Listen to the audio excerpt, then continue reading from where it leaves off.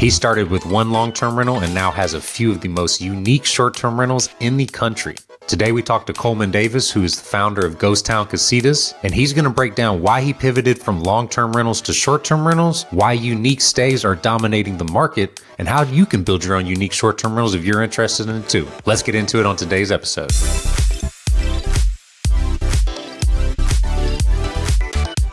Are you drowning in spreadsheets and guessing your STR profits? Don't worry, I get it. I was too until I found Baselane. Baselane is an all-in-one banking and bookkeeping financial platform that was designed for short-term rental investors. Imagine, no more reconciliation or manual data entries. Baselane's banking and AI-powered bookkeeping instantly will categorize your income and expenses. Buy each property for real-time cash flow that you can see. Baselane automates all the financial busy work so you don't have to, and you can just focus on what matters, getting more bookings and scaling your business. It's time to take control of your finances instead of them controlling you. Are you ready to automate and supercharge your cash flow? Click the link below for your exclusive $100 bonus. Welcome back to another episode of BiggerStays. My name is Garrett Brown. I am the BiggerPockets short-term rental expert. We are here with Coleman Davis today, who has built a one-of-a-kind retreat, for a lack of better words, and we are honored to have him on. Coleman, thanks for joining. Thanks for having me, Garrett. I'm a big fan of what you're doing outside of Houston, and also a big fan of BiggerPockets. Kind of what got me into where I'm at today. Awesome. I can't wait to hear more about it. Let's kind of just start from the beginning before we get into these super unique places that you have. How did you get your start in, not even short-term rental investing? What kind of got the itch going for even real estate investing in general? It started with like a long-term rental, like, most of us, it was my first home pre-COVID around 2018. Bought a little home, like it was in Austin before prices went, skyrocketed up. And I got lucky with it. And so I was living in Austin at the time, and I decided to fix it up, was fixing it up. And then I was in a long distance relationship. So, I was in Austin for a year, fixing it up. My girlfriend, now wife, was coming back and forth. And so I decided just to rent it out, go back to New York City, where I was I was working over there and just lived there for a couple of years. And then COVID happened. And then from there, I was still kind of renovating it remotely, renovating another place as well, a place in Austin while I was in New York. And so I was doing kind of two birds back to back. And that's what kind of got the, real estate journey kind of clicking in my head. I'm like, oh, wow, this is something I could do. And of course, like I said earlier, I learned this from several, binge episodes of BiggerPockets, not knowing. I knew I wanted to do work in real estate. I knew I wanted to do, what I really liked about it was the design aspect of it. I come from an advertising background where I'm an art director, creative director. And so I'm always kind of like designing sets for TV commercials or print ads and whatnot. And so that was the fun part about real estate, which was I get to kind of like work with, sometimes I got to work with an architect. Sometimes I got to just work straight with a contractor and really pull the pieces together and design these spaces. And that's what kind of started it all before I got into short-term rentals. Where was the change for you? And, I come from a creative background too, so I'm sure we had a similar itch. Where was the change from you when you were like, I actually want to try this short-term rental thing? And then you ended up in, Terralingua, which is not anywhere that, any of these cities you named before. So how did you kind of get into that journey? Hospitality has been kind of in the back of my head, something that I've wanted to do. I live in Austin now, and we have a lot of great hotels here. And so I've always been fascinated by, if you go down South Congress, you'll see San Jose Hotel. You'll see, there's another one I'm blanking right now, but there's just so many. And I've always liked that idea of it'd be cool to create a space that people could come to. And that was just in the back of my head. I was in Austin during COVID with my girlfriend. And so we were just traveling around like everyone was, without being able to fly. The closest place we could go to that felt kind of far was Terralingua, West Texas. And so we took that trip to Big Bend. Big Bend was closed, but we still enjoyed the vast openness, of West Texas, which was really cool. And that's when the wheels started turning too of okay, well, this could be a cool space to maybe do something. I know I saw other people around that time doing stuff all over the country. I was looking at Smoky Mountains, exploring that, and that felt kind of cool too. But for me, that felt too everyone was going there. So I kind of got scared. Like, if everyone's going that way, maybe I should go this way over here and see what this is about. Were you looking at any data, or was it all, because it's always fascinating. I talk to so many people in this space. It's always fascinating hearing like the different answers of, somebody said, oh, I just knew this was the place I like to vacation. Some other people are extremely data driven that, we're just talking to a guy. He's never been to any of his vacation rentals, but the numbers and the data just said that this was the market for him. And what was kind of your approach to know that was going to be a profitable market, from, different avenues you were looking at it as? If you were just going by data, you would run away from the market because a couple things. One is there weren't that many places. I mean, COVID kind of put Big Bend National Park on the map, Terlingua on the map as well. So I knew that was going to like start growing. And I've seen those numbers actually. If you go to like National Park Registry, you'll see like the visitation numbers kind of grow.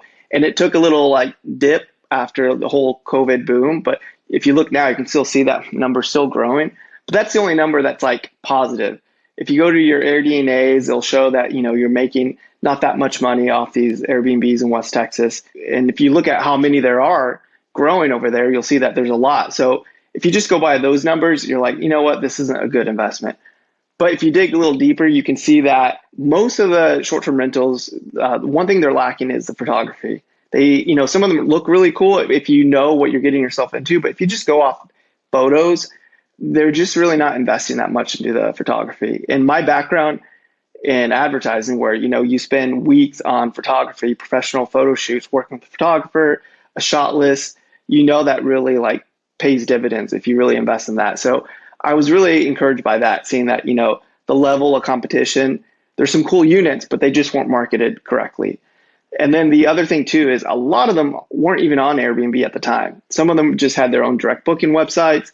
Some of them, maybe some were on Vrbo. So I just realized, kind of put two and two together, like, okay, well, AirDNA doesn't really have the full picture for this market. AirDNA is great, but knowing this market, I knew that, there was some stuff that wasn't adding up. So that's what, really excited my interest about West Texas. I can agree fully because, I love AirDNA. They have amazing data for a lot of markets, but some of the markets I've entered into, they told me we were going to make 20K, and first year we made 100K on our, one bedrooms. Like, it all comes down to the marketing and, the ability to get the eyes on it. So, and I think your touch on photography is great because I've seen a lot of people it blows my mind when I see people that have $1 million listings and they're shooting it with their iPhone, or they're getting the most bare bones real estate photographer that you can. Even me, as I'm looking at new places, I'm probably going to spend about $3,000 on a photo shoot between two places next door to each other pretty soon. And people thought I'm crazy to pay that. But then when you look at the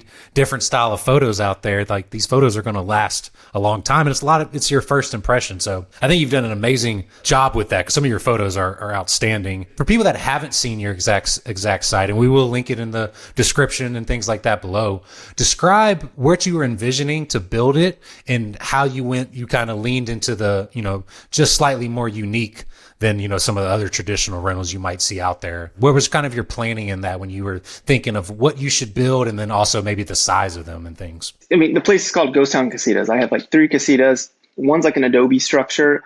It's charming. If you go to ghosttowncasitas.com, you'll see the pictures of it. And then the other was a glamping trailer. It looked like an Airstream trailer, vintage, cool. And I actually bought those as is. So I bought them from, the seller.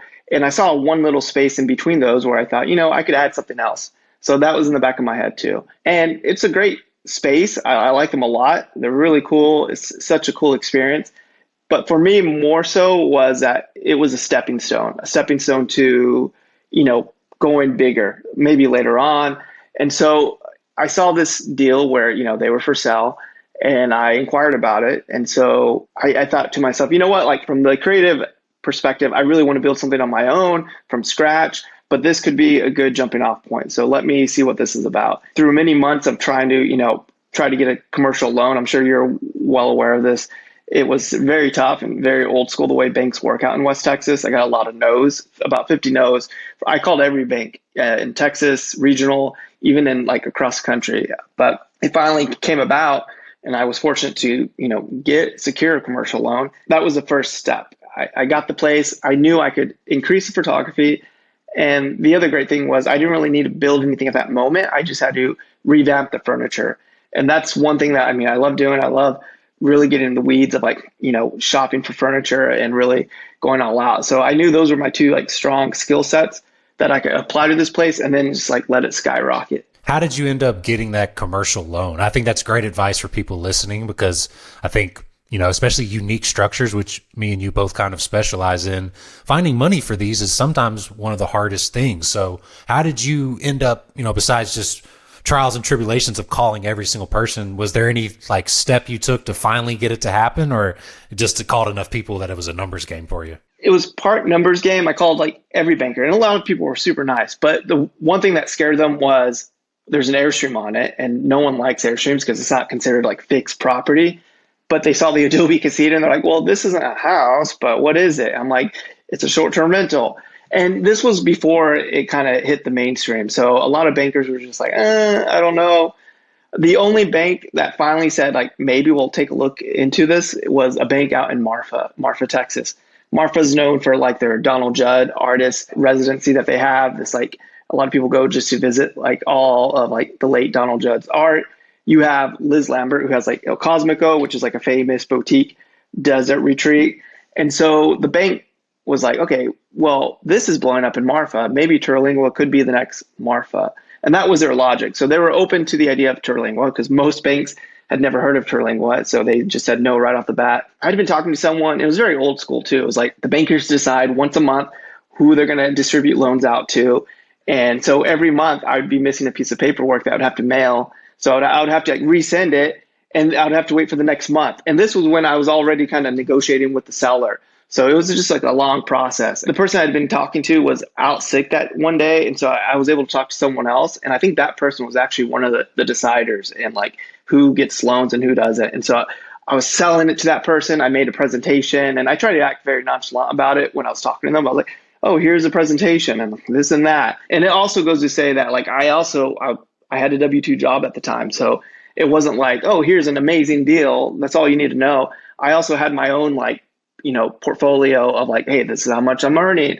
This is, it just kind of like as if you're applying for like a normal residential mortgage. So it took like a combination of like both things, the deal and your background. I almost preach to people all the time, especially getting into these type of stays and, more unique areas, that the local banks are probably going to be some of your best friends there. And they have the ability, they want to put money back into the community there. You just need to present your case as being a strong business and also have a strong background yourself. Same here. Like I have a W-2 job. That was one of the ways I could fund a lot of these things, and they weren't so worried about it.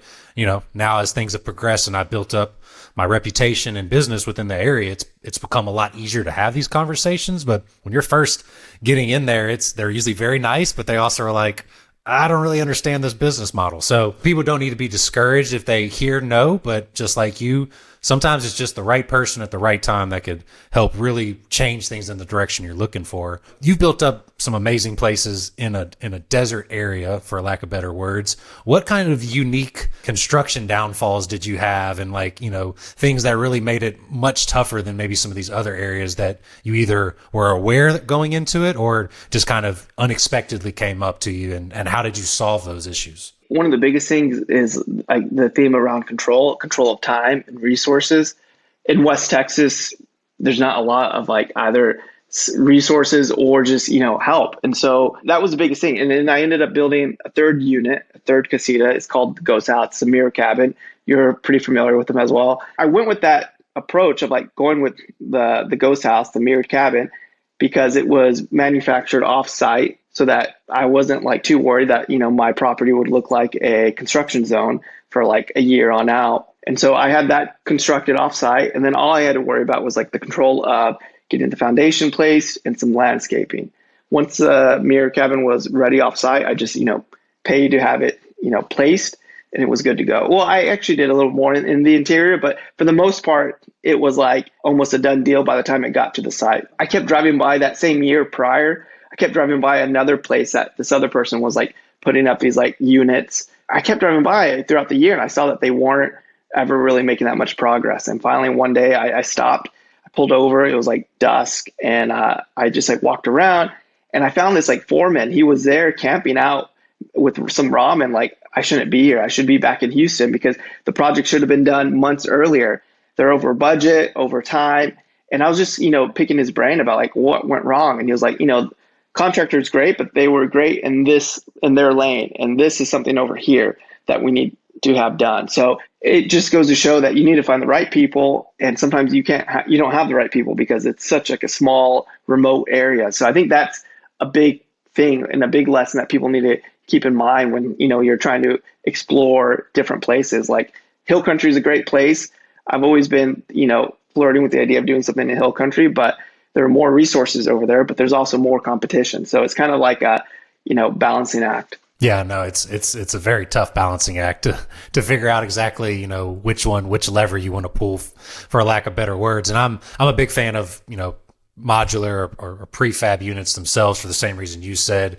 If you already have a site, stopping, guests dealing with construction nearby is never fun to deal with. And then you have timelines and all types of things that really can set you back. There's obviously a lot of benefits to building stick-built places from equity and loan perspectives, but each person has their own nuances to it. So when we're looking at ghost town casitas as a whole, if you want to dive into some of the numbers, maybe for people that are listening, what would you say your initial purchase price was and your initial investment?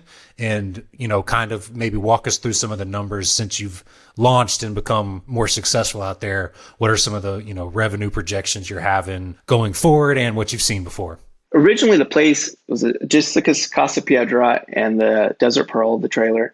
It was about like 450, 470, I think. And then through some negotiations and through some appraisals, we ended up, I think it was like 450. I took it for 450. And I put in, I don't have the percentage, it was like 120 of like a down payment. And that's a lot of money. I didn't just like have that money. I was saving up a lot for my job, but I also did 2 long-term rental BRRRRs, which I've talked about before, which is like the buy, rehab, refinance. And this was when all the interest rates were low. So I was renovating 2 places, rehabbing them, and I was refinancing, which, for people who aren't familiar with BRRRR, you're taking that money out once you get it appraised for a higher value. I took that money out and applied it to this investment. So, like I said, it's not like, oh, 120, yeah, I had it. No, it took a lot of work. It took over a year renovating long-term rentals, finally getting that like appraisal money and applying it to this investment. So it was like 120, and then I probably put 50K in, furniture and like, some upgrades. I did that for about a year, and then it was the next following year where I invested in that 3rd unit, the ghost house, the mirrored cabin. First, I was like purchasing just the shell of the unit because I knew I wanted to redesign the interior.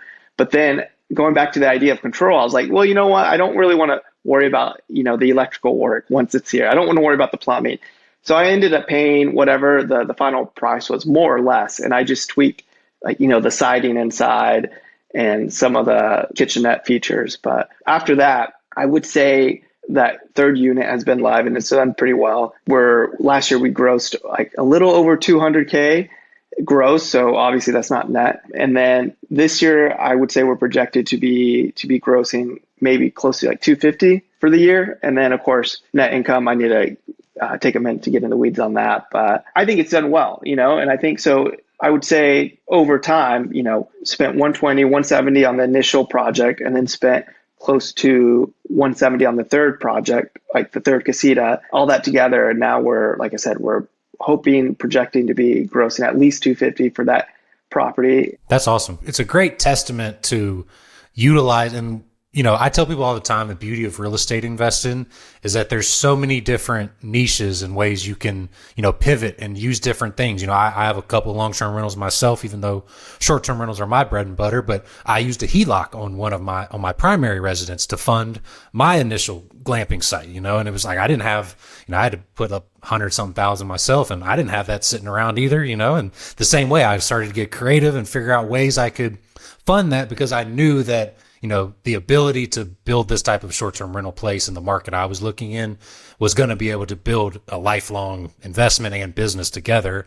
And now I'm sure the same for you, it's become easier now to envision growing and expanding more because I have some revenue to show and can talk to different investors and things there. But then also I'm more confident in my building and my numbers now because I learned so much on the first few that I built that I'm ready to go bigger because I don't, hopefully, knock on wood, and don't make the same mistakes again. So what are your plans in the future in that area? Are you planning on building more casitas in that particular land, or what are some of the next things that you're noodling around on as you're kind of hoping to grow and expand more? I'm always exploring different areas like in Texas and even outside. However, at this moment, I'm actually closed on another place in West Texas, like not too far from Ghost Town Casitas, and I'm calling it Big Bend Vista. I actually, not to plug it, but it's like Big Bend Vista right there, the hat. I mean, I'll design a logo before I even have the place. Like that's how I get excited about these projects. I made fake bumper stickers on cars with the logo just because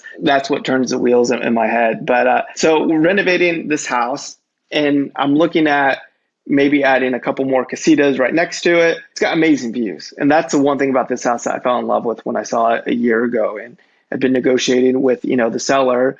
And we finally got to a number last year that kind of worked for both of us, and just really getting into it right now. I went really in the weeds on the tile work, which was another kind of obstacle because I purchased this zilage. I don't know how you pronounce it. It's like Moroccan handmade tile, but you need to be experienced with it. And unfortunately, the people who were putting in told me they were, but they weren't. And so I'm trying to fix the look. And so I've just been in all that kind of stuff. I've got some sliding doors from Mexico from this carpenter who, they look really nice. And he even etched Big Bend Vista in one of the doors. So I'm really, really excited to see how it all looks when that gets installed in the coming weeks. And then I'm hoping I can build more out over there, and then always looking at more land to see, if there's an opportunity to expand it, because it's fun. You feel the same way, but I'm sure it's fun creating the space. And then hearing the reviews of oh, we enjoyed it. We had our little honeymoon here, or break from, the kids just to, take advantage of nature. And so I'm really excited about this particular space, because I think a lot of people will enjoy just being out in this remote area, especially at night with the stars and being able to stargaze all night. It's a beautiful area. I can't wait to see. I've seen, I think, little pieces on your Instagram kind of in the works of it too, but I can't wait to see the rest of the sites you build. I think one real, important thing to highlight for people that are listening to this that you're able to do, or two things. Do you self-manage all these units yourself? Yeah. Okay, so you self-manage them remotely. Me and my phone. Yeah, fair enough. So let's the first part of this question is, how did you find your cleaners and handy people out there to build the team that is allowing you to not be on site every day? Because I think that's something that really is daunting to a lot of people when they think about this space. Not going to lie, it's tough, and it was stressful at first. It was I don't know these people. Are they going to pull through? And I was checking the cameras to see if they were there. So it was very stressful in the beginning. Going there, I've gone there many times now, and I've built a Rolodex of people and of potential cleaners and contractors. And it wasn't I wasn't, yes, I wanted to reach out to those people and find those people. One tip I would give to anyone who's looking to, invest in a place and create something is to actually kind of contribute to the community and get to know the community. Every time I go down there, I make an effort to try to introduce myself to someone new, and not just of what can I get from them, but more of how can I, give back, whether it's someone at the coffee shop or the neighbor who, every time I'm going down, I'm always asking did she need anything from, a big box store or Austin, because there's not a lot of stuff in West Texas or in this town. So it's just getting to meet and know people. I met other co-hosts, I met other property managers, and it's a pretty friendly environment. We're all trying to help each other out. If my place is booked, I'll recommend these other spots, and vice versa. If something's down, they'll help me connect with another cleaner or someone. So it's really important to wherever you're going to invest, to really try to give as much as you take, and even give more if you can. That's great advice, and I think very instrumental for people looking into these type of, accommodations in areas they're not particularly familiar with. What is your tech stack for the moment that you're able to manage these, units remotely from Austin? What are some pieces of technology that you could not live without right now? I am using, the main one is the property management software, which is Uplisting. I've been using that, since day one. I did try some others, and for whatever reason, they were kind of like just not working with the way I work. And so Uplisting's been my main like app that I'm always on, once a day. And then of course Price Labs. A new one.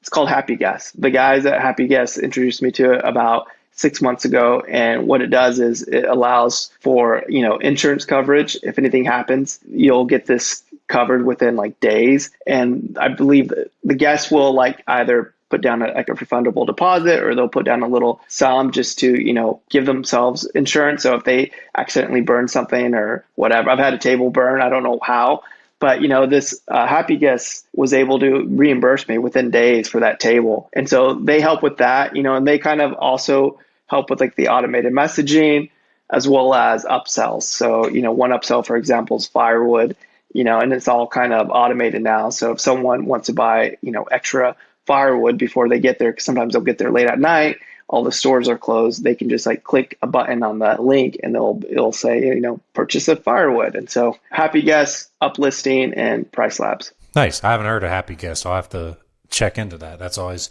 trying to find ways to make my life easier and do some upsells. That way I can make more revenue in it, actually. So that's great advice for people out there. As you're kind of wrapping up and seeing, where the future holds for you, you've already talked about a few of your plans and what's coming next for you. If somebody is watching this and they would love to do something similar to you that you have, but they haven't even taken the first step, what is something actionable that you would give them, or a piece of advice to kind of, put their feet to the fire and maybe make it happen before they're, essentially get analysis paralysis for too long? It's very easy. I totally get analysis paralysis. We're all guilty of it sometimes. Like I said, I was researching West Texas as well as like the Smoky Mountains.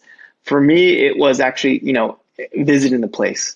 I know you mentioned some people they just go by the numbers, and that works for certain people. I feel like everyone has their own way, but for me, I just need to get in there. I need to feel something and be passionate about that area. West Texas is that space for me. I would say, if you're interested in exploring Galveston or South Padre Island or the Hill Country, go. You might find something. Right now, I'm just looking at the Hill Country. I see things on Zillow. I'm like, oh, that could be cool, but I have no idea. For me, because sometimes it's hard to really see what's out there. And even West Texas, if you look on Zillow and look up Terlingua, you'll see all these like lots for like 10K, 15K. But the truth is, they don't have water. They don't have electric. The soil might not be that great for like a septic tank. So you really have to like dive in and like really get to know the place before you can just like, make an offer. So it may not be the easiest like actionable, tip, but I really do think there's a lot that goes into just visiting the place you're really interested about. Yeah, no, I fully agree. I mean, these are major investments we're talking about. I personally could never invest in a spot that I didn't at least visit, and get a feel. Because I've looked in some markets and been like, okay, let me go check it out. And then I've went there and been like, I don't know. There's just something about it that's not for me, And so I think there's a lot to it. You don't have to go vacation. I recommend people going look at their property at least, once or twice a year, if not more.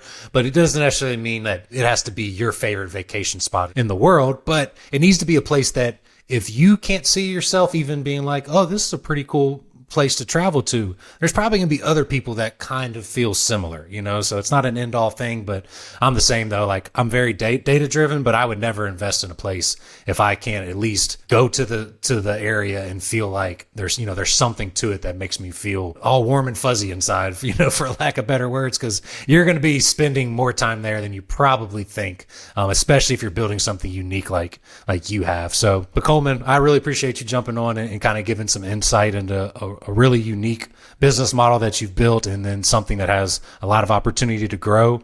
We will link Ghost Town Casitas in the description below, but where can people reach out to you if they have any questions or just want to, talk a little more about, what you build and what you have going on? Well, thanks for having me, Garrett. You can find me on Instagram at Coleman Davis. I'm also like documenting some of the journey on YouTube, not a YouTuber, but just for fun, at Mr. Coleman Davis.